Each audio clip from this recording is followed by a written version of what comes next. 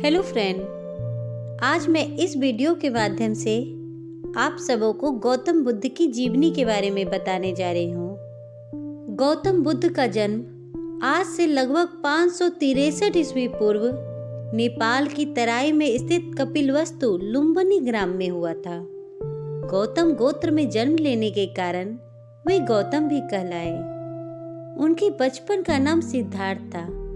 सिद्धार्थ का अर्थ होता है वह जो सिद्धि प्राप्त करने के लिए जन्मा हो। इनकी माता का नाम महामाया था, जो कौशल राजवंश की राजकुमारी थी, और पिता का नाम सुद्धोधन था, जो नेपाल की सीमा में स्थित कपिलवस्तु नामक राज्य के राजा थे। जन्म के 7वें दिन महामाया उनकी माता का देहांत हो गया, जिसके बाद सिद्धार्थ का पालन पोषण उनकी मौसी, जो सुद्धोधन की दूसरी रानी प्रजापति गौतमी ने किया। इनके जन्म के समय भविष्यवाणीकर्ताओं ने भविष्यवाणी की कि ये आगे चलकर चक्रवर्ती सम्राट या चक्रवर्ती सन्यासी बनेंगे। ये सुनकर उनके पिता ने सिद्धार्थ को राजा बनाने के लिए, सभी दुखों और पीड़ाओं से दूर रखने के लिए बहुत सारे प्रयत्न किए। यहाँ तक कि हर मौसम के लिए उनके लिए अलग अलग महल भी बनवाए गए, परंतु सिद्धार्थ बचपन से ही संवेदनशील और करुणाभावी थे। वे कभी किसी दूसरों का दुख नहीं देख सकते थे, जिसके कारण सभी लोग उनसे बहुत प्रेम करते थे। उनके पिता ने सिद्धार्थ को सन्यासी बनाने से रोकने के लिए और उन्हें सांसारिक मोह माया में बांधे रखने के लिए मात्र 16 वर्ष की अल्प आयु में ही उनका विवाह शाक कन्या यशोधरा से कर दिया। सिद्धार्थ से यशोधरा को एक पुत्र उत्पन्न हुआ, जिसका नाम उन्होंने राहुल रखा। लेकिन सिद्धार्थ का मन गृहस्थी में नहीं रमा। सिद्धार्थ जब युवा हुए तब वे हर चीज को जानने के लिए बहुत उत्सुक रहते थे। उन्होंने पहली बार अपने पिता से महल के बाहर भ्रमण करने के लिए आज्ञा मांगी, जिसके बाद वे अपने बचपन के मित्र सारथी चन्ना के साथ भ्रमण पर निकल पड़े। तभी उन्हें एक बूढ़ा आदमी दिखाई दिया, जिनके बाल पके हुए थे और शरीर टेढ़ा हो गया था। हाथ में लाठी पकड़े धीरे धीरे कांपता हुआ वह सड़क पार कर रहा था। उन्होंने सारथी से पूछा, ये कौन है? तब सारथी ने बताया, सबको एक न एक दिन बूढ़ा होना पड़ता है। फिर आगे चलकर उन्होंने एक बीमार आदमी को देखा। उन्होंने फिर सारथी से पूछा, ये कौन है? इस पर सारथी ने कहा, ये तो जीवन में होता ही रहता है। इसके बाद उन्होंने आगे चलकर तीसरा मृत व्यक्ति को देखा। इस दृश्य ने सिद्धार्थ को बहुत विचलित कर दिया। उन्होंने फिर सारथी से पूछा, ये कौन है?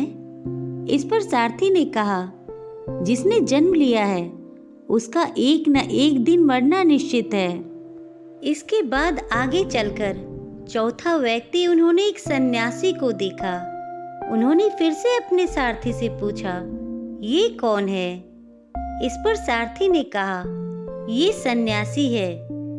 सन्यासी संसार की सारी भावनाओं और कामनाओं से मुक्त था। सन्यासी के जीवन से सिद्धार्थ बहुत प्रभावित हुए और उन्हें एहसास हुआ कि अब उन्हें अंतिम सत्य की तलाश करना है। इसके बाद वे पूर्णिमा की रात को 29 वर्ष की आयु में उन्होंने अपने महल और परिवार का त्याग कर दिया। गिरि त्याग करके वे अनोमा नदी के तट पर अपने सिर को मुंडवा लिया और भिक्षुओं का वस्त्र धारण कर लिया, और इसके बाद वे जंगलों की ओर निकल पड़े। 7 वर्ष तक वे ज्ञान की खोज में इधर उधर भटकते रहे। इसके बाद सर्वप्रथम वैशाली के समीप आकर अलार कलाम उनके प्रथम गुरु बने, परंतु उन्हें फिर भी संतुष्टि नहीं मिली। इसके बाद वे बिहार में बोध गया के जंगलों में कठोर तपस्या करने लगे। उन्होंने अपना भोजन तक का त्याग कर दिया। तपस्या के दौरान उनके शरीर पर मात्र हड्डियों का ढांचा रह गया। तब एक दिन सुजाता नाम की महिला ने महात्मा बुद्ध को खीर खिलाया। कहते हैं उसी खीर को खाकर उन्हें वैशाख की पूर्णिमा की रात को निरंजना नदी के किनारे पीपल वृक्ष के नीचे ज्ञान की प्राप्ति हुई। इस घटना के बाद सिद्धार्थ महात्मा बुद्ध बन गए। बुद्ध का मतलब होता है वह व्यक्ति जिन्होंने संपूर्ण संसार को जान लिया हो, और तथागत का अर्थ होता है वास्तविक सत्यों को जानने वाला। इसके बाद महात्मा बुद्ध ने संपूर्ण विश्व में अपना ज्ञान फैलाने का निश्चय किया।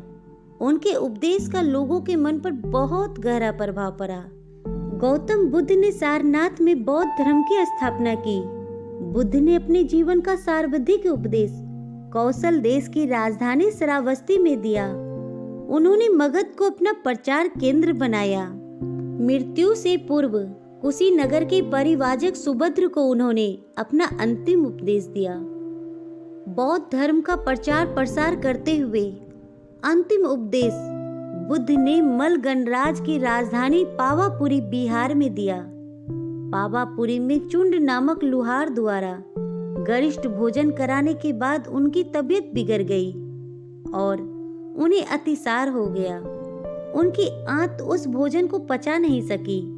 इसी कारण गौतम बुद्ध का 80 वर्ष की अवस्था में मृत्यु हो गई।